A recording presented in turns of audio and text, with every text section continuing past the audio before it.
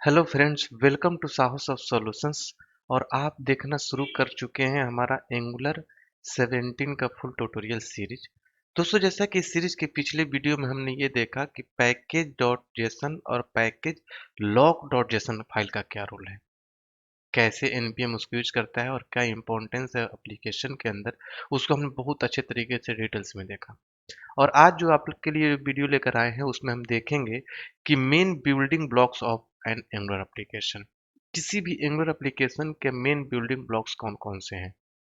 पहले एंगुलर 16 तक कौन कौन से मेन बिल्डिंग ब्लॉक्स थे, अब 17 में क्या चेंज हो गया है, मेन बिल्डिंग ब्लॉक्स में से क्या हट गया है, उन सारी चीज़ों पर भी डिस्कस करेंगे हम इस वीडियो ट्यूटोरियल में। तो बने रहिए इस सीरीज के साथ, बिल्कुल स्टेप बाय स्टेप बिना स्किप ये देखिए, ताकि आपको प्रॉपर नॉलेज मिले। हमारा टारगेट है कि हम आपको एक प्रोफेशनल एंगुलर डेवलपर बनाएंगे। तो आप अच्छे से देखते रहिए।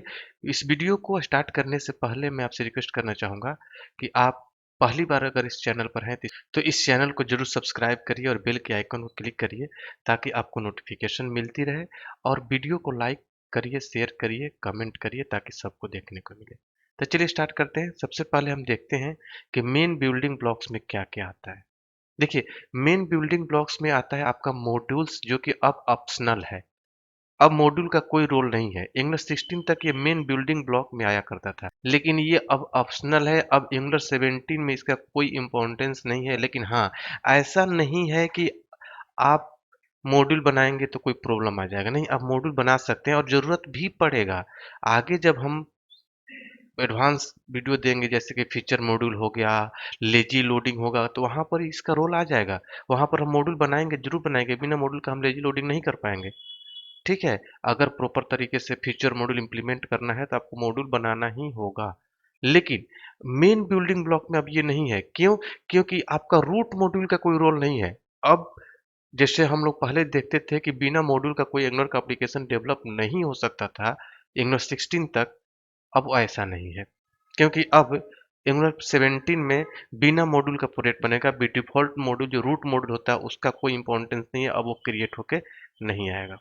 सारे कंपोनेंट स्टैंड अलोन होंगे, बिना मॉड्यूल के होंगे। तो इसलिए इसको मैंने ऑप्शनल लिख दिया है। ठीक है, इसीलिए मैं बता रहा हूँ कि ये एंगुलर 17 है, बहुत ही खास है। अगर आप एक अच्छा डेवलपर बनना चाहते हैं तो ये सीरीज आपके लिए बहुत ही जरूरी है, क्योंकि एंगुलर का रीब्रांडिंग हो गया, बहुत कुछ चेंज हुआ है जिसको आपको जानना चाहिए। और ये सब कुछ हम लोग इसे दे पा रहे हैं क्योंकि हम लोग सब लोग डेवलपर हैं और एक एक चीज R&D करके आपके लिए लेकर आते हैं। यही सब चीज यूट्यूब पर कहीं अवेलेबल नहीं है एंगुलर 17 के बारे में। तो इसलिए अच्छे से ध्यान से देखिए, बाकी दोस्तों के साथ भी शेयर करिए ताकि सबको देखने को मिले। अगला है कंपोनेंट्स। हाँ, अब ये कंपोनेंट्स मेन है, मतलब मेन बिल्डिंग ब्लॉक में अभी भी आता है। कंपोनेंट के बिना आप कोई एंगुलर का एप्लीकेशन डेवलप नहीं कर सकते हैं। इसीलिए जब भी आप कोई प्रोजेक्ट क्रिएट करते हैं एंगुलर 17 में, तो एक कंपोनेंट अपने आप क्रिएट होकर आएगा, जो मैं आगे दिखाऊंगा आप लोग को। आपने देखा भी है प्रोजेक्ट स्ट्रक्चर में, जो पिछले वीडियो में मैंने बताया था, तो उसमें मैंने आप लोग को दिखाया था कि ये कंपोनेंट अपने आप क्रिएट होकर आता है, जिसका नेम होता है ऐप कंपोनेंट, जो कि रूट कंपोनेंट माना जाता है। इसी तरीके से पिछले वर्जन तक एक मॉड्यूल भी अपने आप क्रिएट होकर आता था, क्योंकि बिना मॉड्यूल का कोई एप्लीकेशन डेवलप नहीं हो सकता था, जिसे ऐप मॉड्यूल बोलते थे, जिसे रूट मॉड्यूल बोलते थे। लेकिन अब वो कहानी अब नहीं है एंगुलर 17 में। अब कंपोनेंट जरूरी है, क्योंकि एंगुलर एप्लीकेशन जो होता है सिंगल पेज एप्लीकेशन डेवलप होता है। एक ही HTML का पेज होता है जो index.html होता है, बाकी सारे कंपोनेंट होते हैं। तो आपके एप्लीकेशन के अंदर हजारों कंपोनेंट बनेंगे, बिना कंपोनेंट का कोई एप्लीकेशन डेवलप ही नहीं हो सकता। एटलीस्ट एक कंपोनेंट तो होना ही जरूरी है। आपको जितना मर्जी उतना बनाइए, लेकिन एटलीस्ट एक कंपोनेंट होना जरूरी है एंगुलर एप्लीकेशन के अंदर, तभी आप एंगुलर का एप्लीकेशन को डेवलप कर पाएंगे।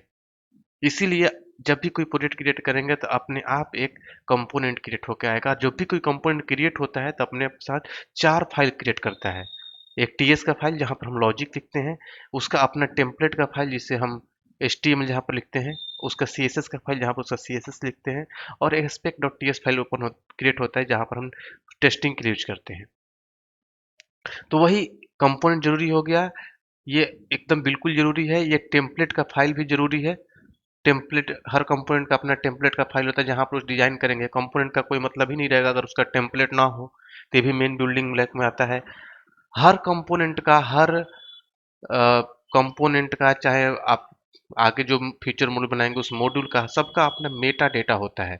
ठीक है, जो उस कंपोनेंट को डेकोरेट करता है। ठीक है, तो आगे जब हम पढ़ेंगे मेटा डेटा के बारे में तो आप लोग को वहां पर मैं दिखाऊंगा कि कंपोनेंट का कौन कौन सा मेटा डेटा होता है। जैसे सेलेक्टर हो गया, टेम्पलेट हो गया, स्टाइल यूआरएल हो गया, ये सब मेटा डेटा होते हैं। तो बिना मेटा डेटा का भी कोई कंपोनेंट का कोई रोल नहीं है। तो इसका भी मेन रोल होता है, इसलिए इसको इसको भी मेन बिल्डिंग ब्लॉक में रखा गया है। उसके बाद डेटा बाइंडिंग। डेटा बाइंडिंग बहुत ज़रूरी है किसी एप्लीकेशन के लिए, बिना डेटा का तो कोई काम ही नहीं हो सकता है। ठीक है, तो डेटा बाइंडिंग बहुत ज़रूरी है, डायरेक्टिव ज़रूरी है। तो इस इन सब के बारे में मैं थोड़ा-थोड़ा आप लोग को शॉर्ट इंट्रोडक्शन दिखाऊँगा आज के वीडियो में, क्योंकि ये सब अपने आप में एक-एक चैप्टर है। सबको हम चैप्टर वाइज आगे पढ़ेंगे, कंपोनेंट के बारे में पढ़ेंगे, डायरेक्टिव के बारे में पढ़ेंगे, डेटा बाइंडिंग के बारे में पढ़ेंगे, सर्विसेज के बारे में पढ़ेंगे, डिपेंडेंसी इंजेक्शन के बारे में पढ़ेंगे, सब कुछ पढ़ेंगे डीपली। लेकिन आज के वीडियो में मैं मेल बिल्डिंग ब्लॉक की बात कर रहा हूँ, तो सबके बारे में थोड़ा थोड़ा जरूर बताऊंगा कि क्या चीज़ क्या है। यही चीज़ आपको जब मैं वीडियो दूंगा प्रॉपर इन सब के अलग अलग चैप्टर वाइज, सब कुछ आप लोग को वहाँ पर समझ में आने लगा। देखिए, तो ये सर्विसेज क्या है, इसके बारे में हम देखेंगे। डिपेंडेंसी इंजेक्शन क्या है, इसके बारे में देखेंगे। तो अब हम बात करते हैं कि मॉड्यूल। देखिए, एक एक करके जो मेन बिल्डिंग ब्लॉक अभी आपने यहाँ पर देखा, मेन बिल्डिंग ब्लॉक, इन सब के बारे में थोड़ा थोड़ा हम करके देखते हैं, शॉर्ट इंट्रोडक्शन, ताकि आप लोग को प्रॉपर नॉलेज रहे। जब मैं इन सब का प्रॉपर वीडियो दूंगा चैप्टर वाइज, तो आप लोग को ये सारी चीज़ें याद रहेगा। अभी मैं बाउंड्री बना रहा हूँ ताकि आपको समझ में आने लगे कि कौन कौन सा चीज़ें हैं। आप लोग देख भी रहे होंगे कि हर चीज़ मैं स्टेप बाय स्टेप बता रहा हूँ। ऐसा नहीं कि मैं फटाफट कहीं कंपोनेंट बता दिया, कभी सर्विस बता दिया, कभी राउटिंग बता दिया, जैसे बाकी लोग वीडियो डालते रहते हैं। नहीं, एक प्रॉपर तरीके से आप पढ़ेंगे, सीक्वेंस में पढ़ेंगे, तब आपको प्रॉपर नॉलेज होगा। इसीलिए स्टेप बाय स्टेप हम जा रहे हैं। धीरे-धीरे हम पहुँचेंगे जहाँ से हम प्रैक्टिकल करना शुरू कर देंगे। ठीक है, 1-2 वीडियो के बाद कंपोनेंट का वीडियो देंगे जहाँ से प्रैक्टिकल स्टार्ट हो जाएगा। ठीक है, तो अभी आप इस चीज़ों पर फोकस करिए, क्योंकि यही आपका रूट मजबूत करेगा। तभी एक अच्छा डेवलपर आप बन पाएँगे। तो अब हम बात करते हैं मॉड्यूल के बारे में। देखिए, मॉड्यूल ऑप्शनल हो गया है एंगुलर 17 में। अब यहाँ पर इसका कोई अपना कोई खास रोल नहीं है। ठीक है, इसलिए इसके बारे में हम ज़्यादा बात नहीं करेंगे। जब मैं फीचर मॉड्यूल पढ़ाऊंगा तो वहाँ पर इसके बारे में भी बहुत सारी चीज़ें हम बात करेंगे कि मॉड्यूल का क्या होता है, मॉड्यूल अपने अंदर किस तरीके से कंपोनेंट के नेम को रखता है, किसी मॉड्यूल के नेम को रखता है, किस तरीके से प्रोवाइडर ऐड करते हैं इसके अंदर। इन सबको हम अलग से डिस्कस करेंगे जब मैं आप लोग को फ्यूचर में पढ़ाऊंगा। तो इसलिए अभी इसका कोई इतना इम्पोर्टेंस नहीं। अगर 17 अगर पढ़ने जा रहे हैं, तो अगर यही चीज़ आप पढ़ते एंगुलर 16 पढ़ेंगे, तो आप जाइएगा उस वर्जन में जाकर, तो हमने इसके बारे में भी डिटेल्स में बता रखा है। इसके भी कुछ मेटा डेटा होते हैं, जैसे एक्सपोर्ट हो गया, प्रोवाइडर हो गया, बूटस्ट्रैप हो गया, डिक्लेरेशन हो गया, इन सब के बारे में मैंने बताया है। ठीक है, तो खैर इसके बारे में भी हम आगे देखेंगे, लेकिन अभी इसको स्किप करते हैं क्योंकि ये ऑप्शनल है। ठीक है, इसका कोई इंपॉर्टेंस एंगुलर 17 में अब नहीं है। अब हम बात करते हैं कंपोनेंट के बारे में। वेरी इंपॉर्टेंट, बिना कंपोनेंट का कोई एप्लीकेशन डेवलप नहीं हो सकता है। कंपोनेंट क्या होता है?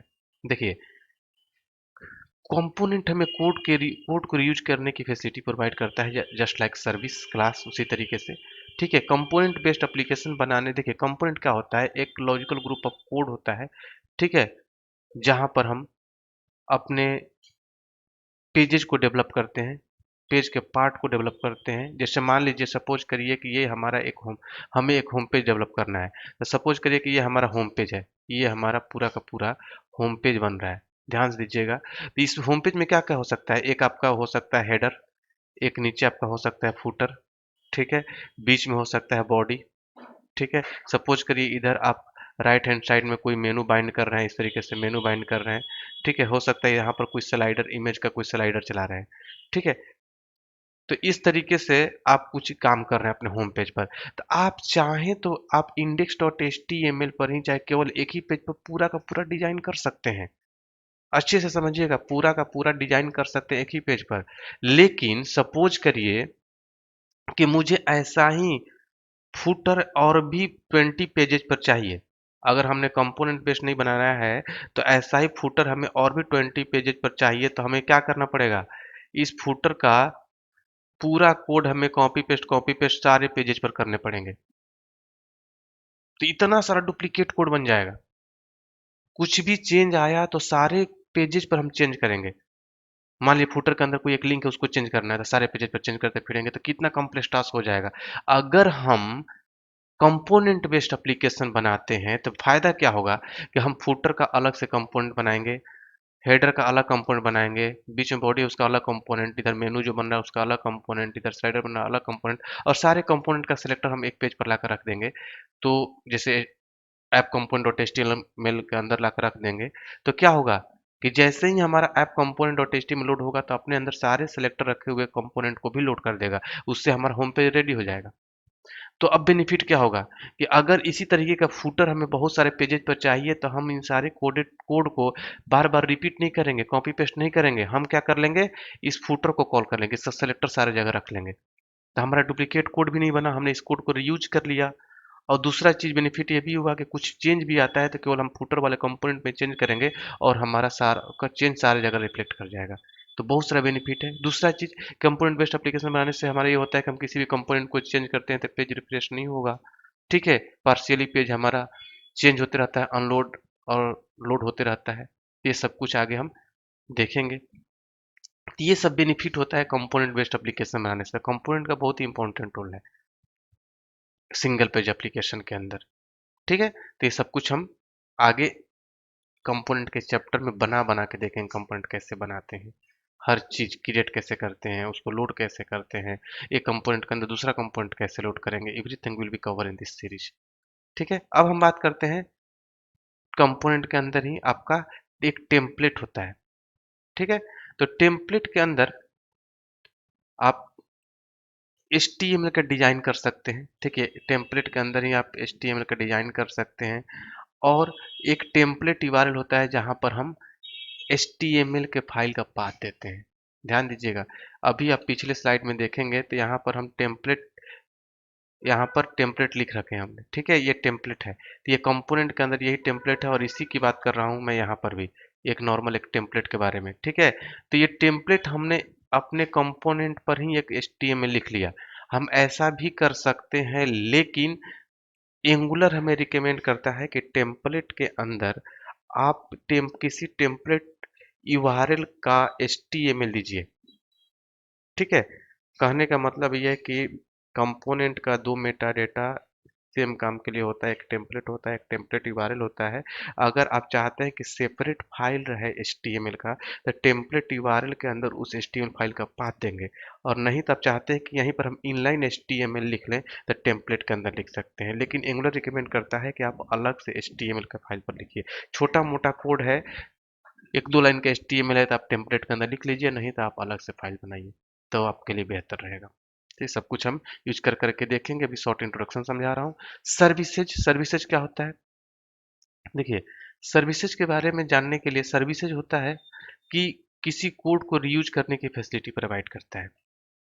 ठीक है, जैसे सपोज करिए कि आपके पास कोई ऐसा फंक्शनैलिटी है जिसे हमें बार बार रिपीट करना है, बार बार ही यूज करना है, तो आप क्या करेंगे?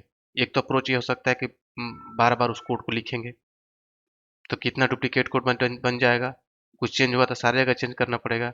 अगर वही फंक्शनैलिटी किसी हम सर्विस के अंदर लिख लेते हैं, कोई सर्विस बना लेते हैं और उसके अंदर उस फंक्शनैलिटी को लिख लिया हमने, और उसको जहां जहां यूज करना होगा वहां वहां सर्विस को कॉल कर लेंगे, तो हमारा काम सिंपल हो जाएगा, डुप्लीकेट कोड नहीं बनेगा, कोड को रीयूज कर लेंगे, और कुछ चेंज आया तो हम सर्विस में चेंज करेंगे तो फंक्शनैलिटी अपने सारे जगह परफॉर्म करने रहेगा। तो वही कहा जाता है कि service is an angular, a function or object that can be used to share the data and the behavior across the application। ये शेयर करता है अपने फंक्शनैलिटी को। आप in this JavaScript function which is use to perform a specific task, किसी specific task को perform करते हैं। फंक्स ये कंटेन करता है फंक्शन को, वैल्यू को, या फिर दोनों को कंटेन करके रखता है। ठीक है, तो सर्विसेज जो होते हैं बहुत इंपॉर्टेंट रोल प्ले करते हैं एंगुलर एप्लीकेशन के अंदर, इसीलिए सर्विस के अंदर ही हम कड ऑपरेशन करते टाइम एपीआई इंटीग्रेशन करते हैं, ताकि हम एपीआई को एक ही जगह इंटीग्रेट कर लें। मान लीजिए कि 10 पेजेज पर हमें कड ऑपरेशन करना है तो हम सारी जगह एपीआई इंटीग्रेट ना करके सर्विसेज के अंदर करते हैं, ताकि एक जगह ही हमारा एपीआई इंटीग्रेट हो और सारी जगह सर्विस को यूज कर लेंगे, ताकि कुछ चेंज हो तो हम कि वो सर्विस के अंदर चेंज करेंगे, सारे कंपोनेंट पर अपने आप रिफ्लेक्ट करेगा, हमारा डुप्लीकेट कोड भी नहीं बनेगा। तो ये बेनिफिट है सर्विस का। अगला चीज़ है हमारा directives. Directive is a very important feature of angular application.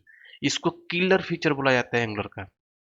ठीक है, डायरेक्टिव को लेकर एंगुलर 17 में बहुत बड़ा चेंज भी आया है, सिंटेक्स बिल्कुल चेंज हो गया है। पहले हम डायरेक्टिव स्टार लगाकर यूज करते थे, अब एट लगाकर यूज करेंगे। बहुत कुछ चेंज है जिसको हम इस सीरीज में कवर करेंगे। पुराने जो भी वर्जन पढ़े हैं आप डायरेक्टिव को लेकर, तो आपको सब कुछ कंसेप्ट चेंज हो चुका है। अब यहाँ पर कंसेप्ट वही है लेकिन सिंटेक्स चेंज हो गया स्ट्रक्चरल डायरेक्टिव का। डायरेक्टिव क्या करता है कि डोम के पावर को एक्सटेंड करता है। आप डायरेक्टली HTML पर लूप चला सकते हैं इस with the help of ng4 directive. वही बोल रहा हूँ, directive are use to extend the power of HTML attribute. HTML attribute के पावर को एक्सटेंड कर सकता है। आप डायरेक्टली इफ इस कंडीशन लगा सकते हैं with the help of ng directive. Switch case लगा सकते हैं डायरेक्टली HTML पर। सोचिए कितना पावरफुल है ये डायरेक्टिव।